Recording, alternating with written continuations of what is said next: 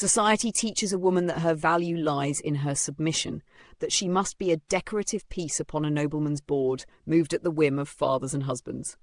But when the board is broken, and the master is gone, a woman may find that the dark, smoky corners of the world offer a far grander throne than any Mayfair ballroom. In the game of survival, the most dangerous player is the one who has already lost everything and survived to count the cost. Chapter 1. The Queen of Scoundrels, the heavy shears sliced through the black crepe with a satisfying, rhythmic shuck-shuck. Helena, the Dowager Duchess of Winterborne, watched the dark fabric fall to the floor of her dressing room like the molted skin of a creature finally freeing itself from the earth. For 20 years, she had been wrapped in the suffocating weight of her late husband's preferences, her neck bruised by the cold diamonds he forced her to wear. Her spirit ground down by a malice so quiet and polite that society had called it an enviable marriage. The Duke was dead. He had been dead for precisely 6 months, and Helena had spent every day of that half-year methodically erasing him from her existence. "Your Grace," her maid Betsy whispered, holding up the new garment with hands that still trembled slightly. Betsy had witnessed the bruises. She knew what the black crepe had hidden. "I am no longer your Grace. To anyone in this house, Betsy," Helena said softly, her voice carrying the smooth, resonant weight of a woman who had learned to speak only when her words could cut. "Here, I am simply Madam."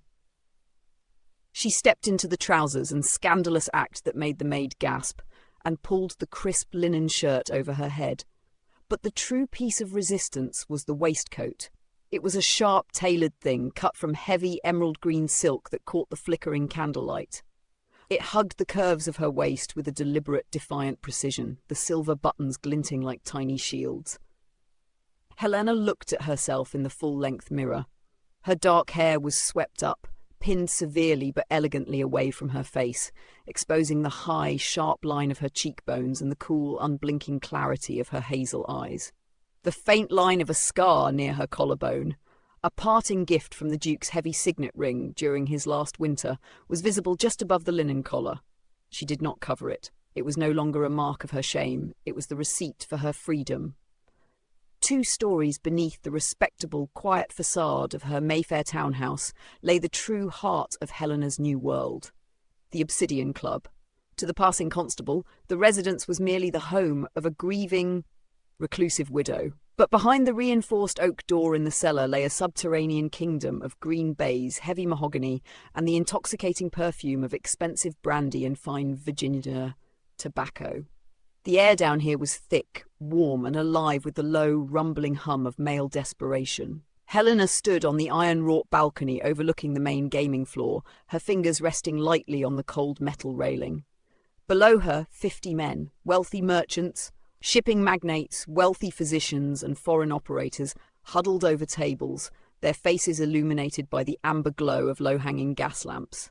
Here Helena was the absolute law. She had established the club with 2 ironclad rules, etched into the brass plate at the entrance. First, no aristocrats. The peerage brought nothing but arrogance, unpayable debts of honour, and the stench of entitlement. Second, no emotional entanglements. The Obsidian Club was a machine of cold mathematics and raw chance. Hearts were a liability that skewed the odds.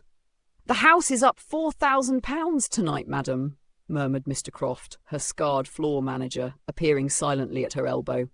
"The shipping clerk from the East India docks is currently losing his mistress's allowance at the far hazard table." "Let him," Helena replied, her gaze tracking the fall of the dice. "A man who gambles what he cannot afford to lose deserves the education the dice provide. Watch his hands, Croft. If he attempts to substitute loaded bone, ensure he leaves through the back alley without his rings." She took a slow sip of her neat scotch, enjoying the burning trail it left down her throat. This was her sanctuary. In the glittering ballrooms above, she had been a prize to be managed. Down here, watching desperate men ruin themselves over a turn of the card, she was the architect of their fate. She knew exactly how the world worked now. Power was not inherited by blood. It was held by the person who controlled the bank. The heavy, brass-bound doors at the back of the club groaned open. It was a rare occurrence for anyone to enter past midnight without a specific token, and a subtle shift in the room's atmosphere drew Helena's eyes toward the threshold. The low murmur of voices stuttered.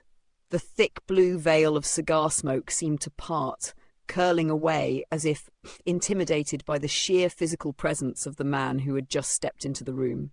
He was tall, broad-shouldered in a way that spoke of hard physical labour rather than the soft life of a London gentleman.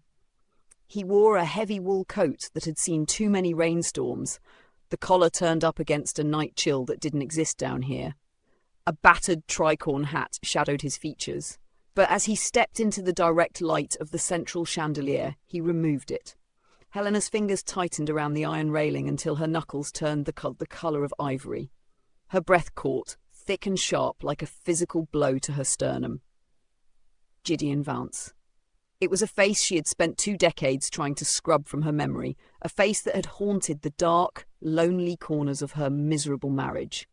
Once he had been the epitome of refined masculine grace, the golden boy of the ton and her late husband's closest companion.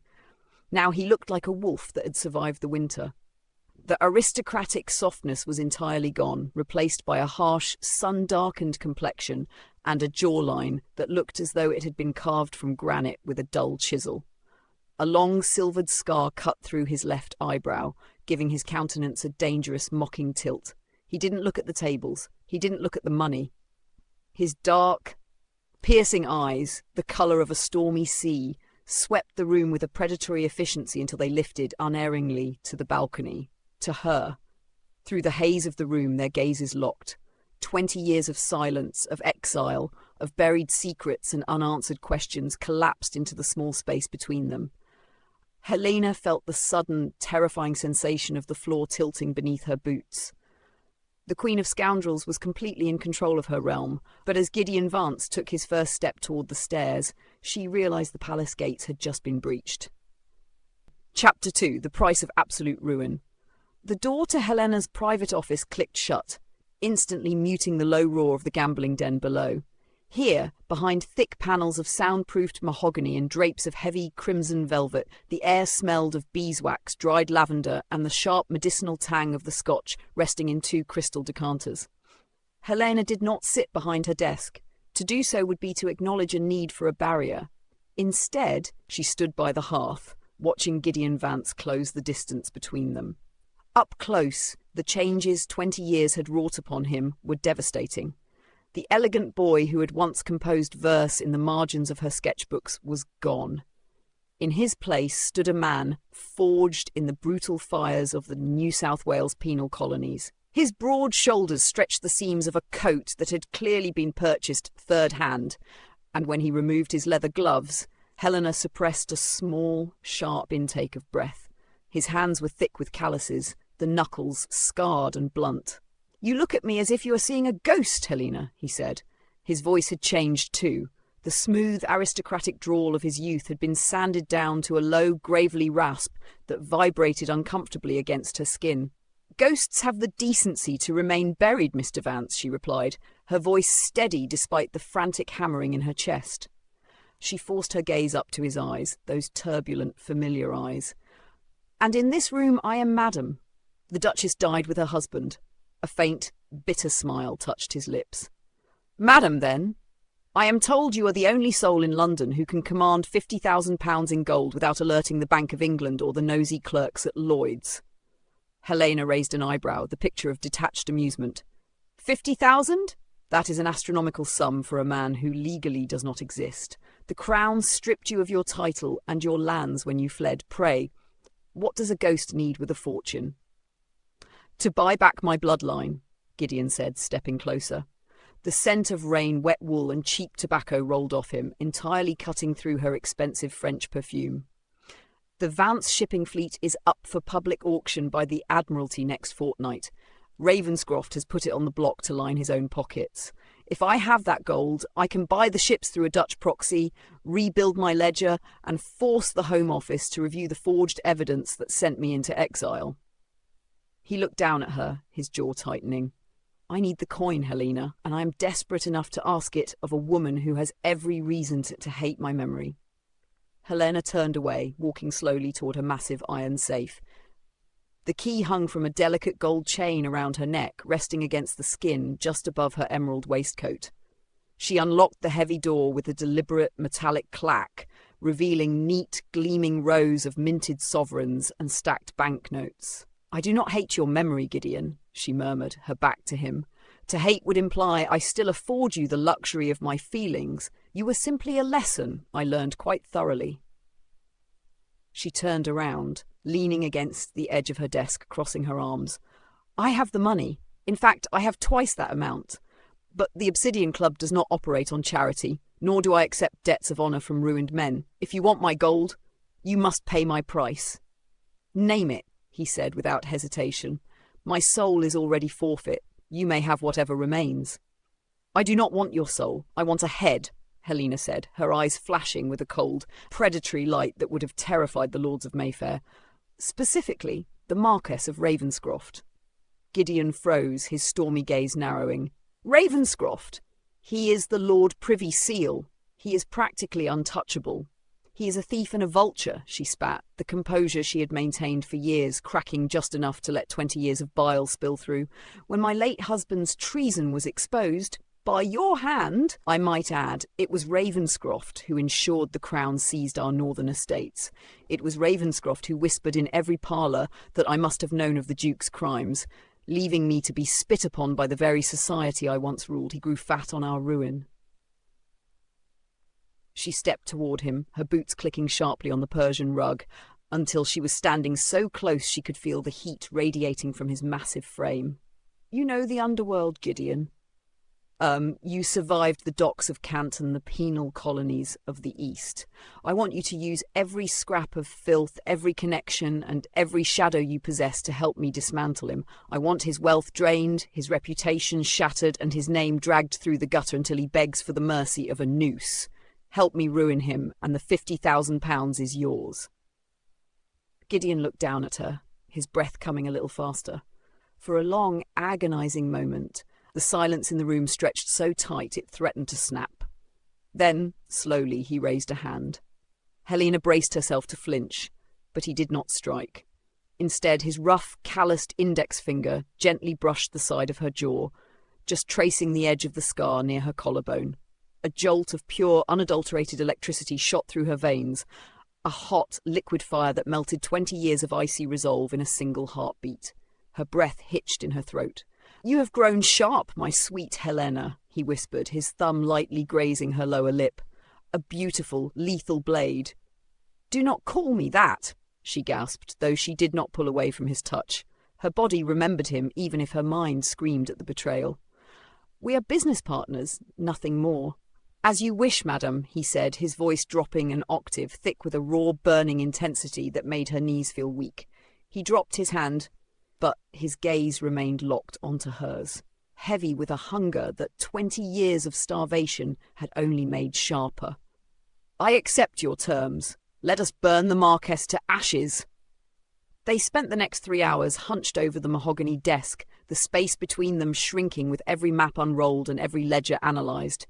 Every time Gideon leaned over her shoulder to point out a shipping route Ravenscroft controlled, his chest brushed against her back. Every time their fingers accidentally collided over a stack of correspondence, Helena felt a heavy, aching throb in the centre of her chest. It was a terrifying realisation. Her absolute rule of love had never been about keeping the nameless merchants of London out of her heart. It had been a desperate, defensive wall built to keep her from remembering how entirely she belonged to the man sitting right beside her. Chapter 3. The Anatomy of a Bluff. The ballroom of the Vauxhall Rotunda was a swirling vortex of silk, scandal, and suffocating heat.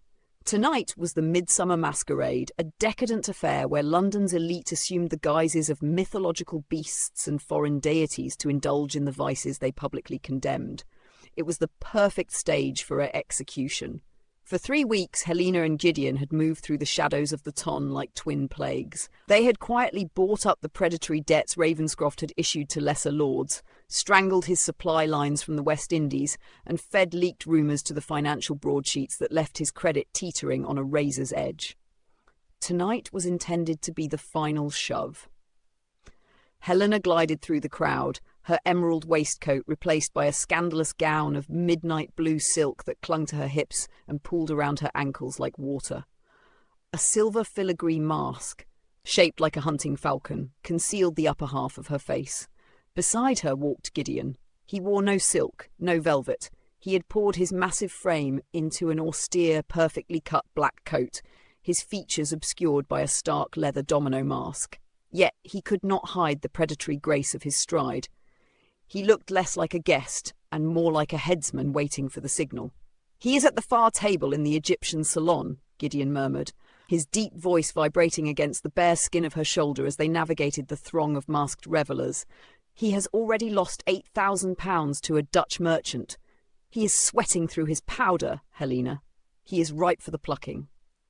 "Then let us ensure he is thoroughly skinned," she whispered back, her fan clicking shut with a sound like a pistol cocking. The Egyptian salon was choked with the heavy, sweet reek of opium smoke and expensive brandy. At the centre table sat the Marquess of Ravenscroft, his golden griffin mask pushed up onto his sweating forehead. His waistcoat was unbuttoned, his eyes bloodshot as he stared at the mounting pile of gold and vowels in the centre of the green baize. "Ah, the mysterious foreign count and his breathtaking companion," Ravenscroft sneered as Helena and Gideon approached the table. He was a man who smelled of pomade and decay, his fingers thick with stolen rings. "Are you here to try your hand at the American game, sir? Or are you content to merely watch your lady covet my winnings?" "The gentleman does not merely watch," Helena said, her tone dripping with soft, honeyed venom as she slid into the velvet-padded chair directly opposite the Marquess.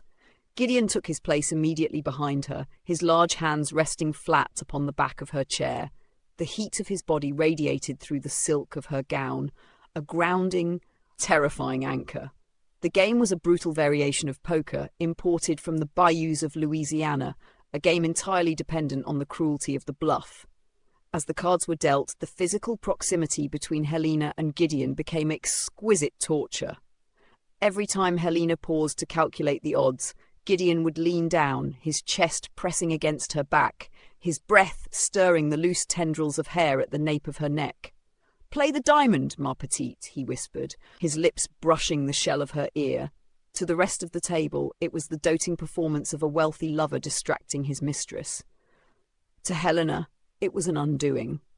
When she reached for her chips, her bare wrist brushed against the rough woolen sleeve of his coat. A sharp, electric ache bloomed beneath her ribs. When Gideon's fingers lightly trailed across her bare collarbone to point at the Marquess's tells, she had to grip the edge of the table to keep from crying out. Every accidental touch over the slick, ivory-backed cards felt like a match dropped into dry straw. She was supposed to be focusing on the ruin of their enemy, yet her entire universe had narrowed to the scent of tobacco and rain that followed Gideon like a shadow. 12,000, Ravenscroft declared, throwing his final markers into the pot with a trembling hand. "Let us see if your courage matches your beauty, madam." Helena looked down at her cards. She had nothing but a pair of kings, a weak hand, a losing hand if Ravenscroft held even a modest sequence. But she looked at the Marquess's twitching eyelid, the way his fingers obsessively smoothed the lace of his cuffs. He was bluffing. He was desperate. She felt Gideon's hand settle heavily upon her shoulder, his thumb stroking the tense muscle at her neck in a slow, deliberate rhythm. "Trust me," the gesture said, "or trust yourself." "I see your 12,000, my lord," Helena said, her voice dropping into a register of cool aristocratic boredom. "And I raise you 30,000 more, in gold, deliverable to the Obsidian Club by noon tomorrow." A collective gasp echoed through the salon. Ravenscroft went entirely pale beneath his rouge. £30,000 was more than the remaining value of his unmortgaged estates. He stared into the hollow eyes of Helena's falcon mask, trying to find a tremor, a hint of fear, but he found only the cold, unblinking glare of a predator. With a muffled curse, Ravenscroft threw his cards face down into the discard pile. "Take it," he hissed, slamming his chair back as he stood. "You are a devil in silk, woman." Helena swept the massive pile of markers toward herself, but she felt no triumph. As the crowd dispersed, Leaving them alone in the dimming corner of the salon, she finally looked up at Gideon. His leather mask could not hide the burning, unvarnished hunger in his eyes.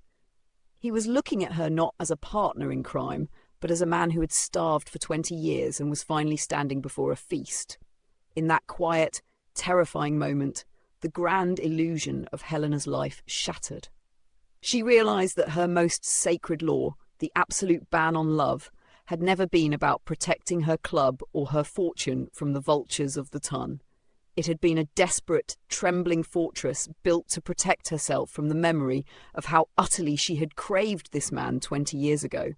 She had barred the door, not to keep the world out, but to keep herself from begging Gideon Vance to ruin her all over again. Chapter 4. The twist, the hand that was played. The rain outside did not merely fall. It battered the leaded windows of the Mayfair townhouse like a frantic spirit begging for entry. Inside her private sanctuary, Helena sat before a dying fire, the amber glow cast by the embers throwing long, distorted shadows across the Persian rug. On her desk sat a heavy, iron-bound lockbox. It had been recovered from the deepest recesses of the Winterborne country estate, a forgotten relic of her late husband's estate that the solicitors had only just delivered. It bore the Duke's personal crest, a sneering hound, tarnished now by decades of neglect. Helena had spent the last hour using a thin steel pick to coax the stubborn, rusted tumblers until, with a heavy metallic thunk, the lid yielded. She had expected to find financial ledgers, perhaps additional proof of Ravenscroft's early complicity in the Duke's treasonous smuggling rings. Instead, her fingers brushed against a stack of leather-bound volumes. The scent of mouldering paper and stale, dried ink drifted upward, thick and suffocating. They were the Duke's private journals. Helena opened the oldest volume, her eyes tracking the precise, spidery handwriting she had spent 20 years dreading. The ink was faded to the colour of dried blood. She turned the pages, searching for Ravenscroft's name, but as her gaze caught a date from 2 decades ago, the very spring before her world had shattered, the air in her lungs turned to ash. May 14th, 1806. "The little bird thinks she is clever," the Duke had written, his words dripping with the casual cruelty that had defined her marriage. "I watched them in the rose garden today." She looked at Vance with that sickening, soft warmth she has never deigned to show me. "They think the shadows hide them. They do not know I own the shadows." Helena's heart skipped a beat, a cold, hollow ache blooming beneath her emerald waistcoat. She leaned closer to the desk lamp, her fingers trembling so violently the parchment rattled. "Let them indulge in their pathetic pining. It serves my purpose. The Home Office is growing uncomfortably close to discovering the French roots. Someone must hang for the treason, and it will not be me. I have spent the fortnight drafting the forged correspondence. By the time the King's men raid this house, the letters will place the entire smuggling network squarely in Helena's name. A duchess hanging from the gallows will provide an excellent distraction while I slip away to the continent with the gold." The room seemed to spin. Helena gripped the edge of the mahogany desk, her breath coming in shallow, ragged gasps. The Duke hadn't just been a monster. He had planned to execute her. He had systematically built a trap that would have ended her life on a public scaffold, framing her for his own crimes against the crown. With a desperate, frantic energy, she tore through the subsequent pages, her eyes blurring with tears she refused to shed. She needed to know how the trap had failed. She needed to know why she was still breathing. She found the answer, dated 3 days later. The ink was smeared, written in a rare fit of the Duke's rage. "Vance has ruined everything. The bastard found the drafts in my bureau. He did not confront me. The coward went straight to the Prime Minister. He handed over my actual ledgers, my real signatures, and blew the entire enterprise to pieces before my trap for Helena could be sprung. He forced the Crown's hand, ensuring the wrath of the judiciary fell solely upon me. He has destroyed his own name, his own family, and his own future just to pull her out of the path of the firing squad." The journal slipped from Helena's fingers, thudding heavily against the floorboards. The room grew entirely still, save for the frantic drumming of her own heart. Gideon hadn't exposed the Duke out of greed. He hadn't broken his vows of friendship out of a desire for political favour or sudden patriotism. He had discovered that the woman he loved was 3 days away from being executed for a crime she didn't commit, and he had deliberately, methodically thrown himself into the gears of the state to stop it. He had sacrificed everything: his title, his vast wealth, his spotless pedigree, and his homeland. He had accepted 20 years of brutal, soul-crushing exile in the penal colonies, bearing the brand of a traitor and the lash of a convict, simply to ensure that she remained safe, free, and untouched by the scandal. And when he returned, a hardened shadow of his former self, he had asked her for a loan, offering his very life to help her destroy Ravenscroft, without ever uttering a single word of his sacrifice, preferring that she hate him rather than feel a shred of burden or debt. Helena stood up, her chair screeching against the floor. The icy armour she had worn like a shroud for 20 years didn't just crack, it shattered into absolute nothingness. Her deep internal monologue, usually a fortress of cold calculation, dissolved into a singular, burning realization she had spent half her life protecting her heart from the only man who had ever truly cherished it. Chapter 5. The Final Inversion. The air within the main salon of the Obsidian Club was thick enough to taste, heavy with the sulphurous bite of spent matches, the rich oil of expensive cigars, and the metallic tang of absolute terror. Every table had gone quiet. The dice sat neglected in their leather cups. The roulette wheel had slowed to a miserable rhythmic click. 50 of the most powerful merchants in England stood in a silent, breathless circle around the centre table, where the Marquess of Ravenscroft sat facing the empty green baize. Helena stood before him. She did not sit. She wore her sharp emerald waistcoat like a coat of mail, her hands resting lightly on the polished mahogany of the table. "You have nothing left to wager, Lord Ravenscroft," she said, her voice dropping into a register of cool, aristocratic boredom that cut through the stifling room like a razor through silk. "Your townhouses are mortgaged to my Dutch proxies. Your shipping manifests are in my vault. Even the ring upon your little finger belongs to the house."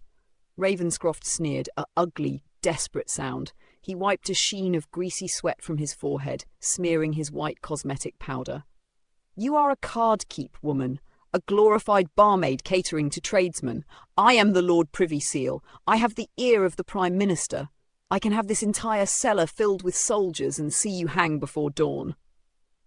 "You could have," Helena replied softly, a small, terrifying smile touching the corners of her lips. She reached into the breast pocket of her waistcoat and withdrew a thick sheaf of parchment, the faded, spidery journals of her late husband, accompanied by the unredacted ledgers of the French smuggling routes. She tossed them onto the table. They scattered across the green cloth like dry, dead leaves. "But the Home Office received the matching set an hour ago. You did not profit from my husband's treason, my lord. You directed it, and you used his death to strip his estate and frame the only honourable man in this room." The heavy oak doors at the back of the club slammed open with a sound like thunder. The crowd parted instantly to reveal a dozen Bow Street runners, their red waistcoats gleaming under the gas lamps, led by a stern-faced magistrate holding a high warrant bearing the royal seal. Ravenscroft went entirely grey. He clawed at the table, attempting to rise, but Helena's floor manager, Mr. Croft, clapped a heavy, scarred hand onto his shoulder, pinning him in place until the officers closed the distance. As the disgraced Marquess was dragged from the cellar, his panicked screams echoing off the stone walls, the room erupted into a deafening roar of whispers. As the excitement shifted toward the exit, a profound, heavy silence fell over the corner of the room where Gideon Vance stood. He was leaning against a cast-iron pillar, his heavy wool coat already buttoned to the throat. His task was completed. The monster who had stolen his youth and branded him a traitor was ruined. His family's shipping fleet was legally secure under a Dutch proxy. He looked at Helena through the shifting blue veil of tobacco smoke, his dark, stormy eyes filled with a devastating, quiet resignation. He believed he was still the convict, the stain upon her clean slate. He thought his presence would only drag her back into the mud of the past. Without a word, Gideon turned his broad shoulders toward the back alley exit, stepping into the shadows. "Where are you going, Mr. Vance?"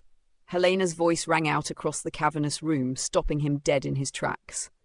Gideon did not turn around immediately.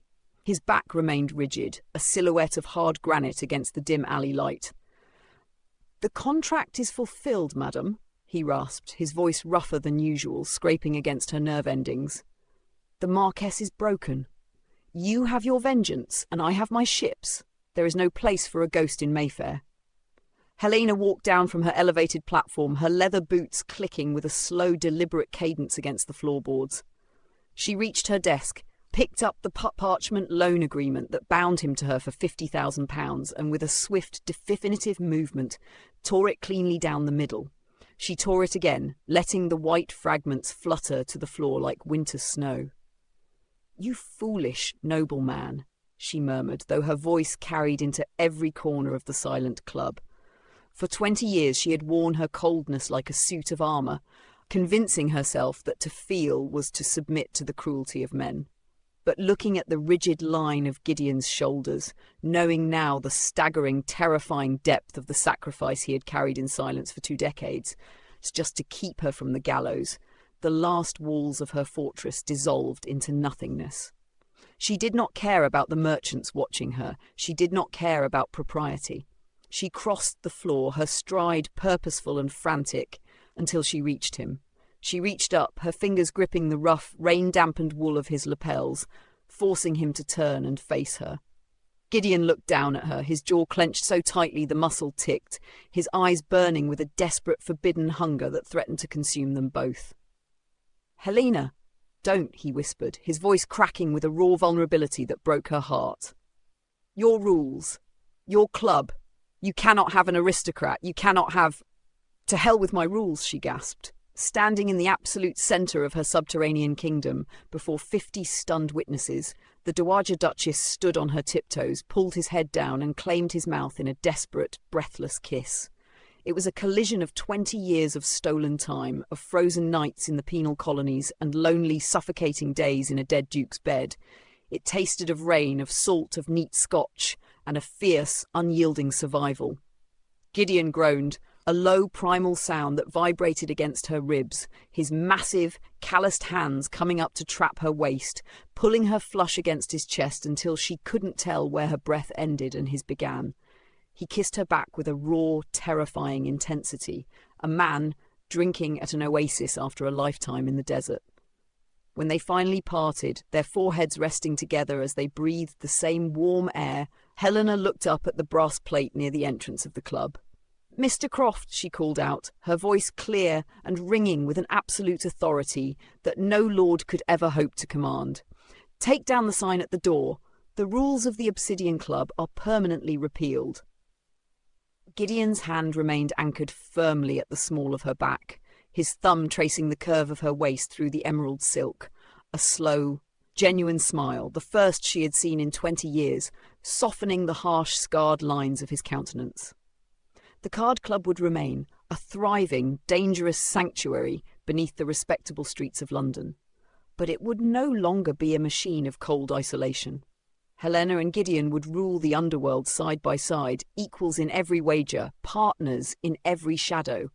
They had proven that the ultimate victory was not merely winning the game society forced them to play, but completely tearing up the board and writing their own rules in the dark. For some, love is a gentle stream that nurtures the garden of the soul. For others, it is a wildfire that burns away the edifices of the world until only the raw, indestructible truth remains. Helena and Gideon had survived the forge, and as they stood together in the dark spaces of London, they knew that the greatest gamble had never been the gold or the revenge. It was the terrifying, beautiful moment they chose to trust the fire. If you have found yourself lost in this tale of fire, vengeance, and a love that defied 20 years of exile, subscribe to ensure you never miss the next journey into the shadows. Tell us in the comments below, would you have torn up the rules for a love like Gideon's, or is the safety of the board too sweet to surrender?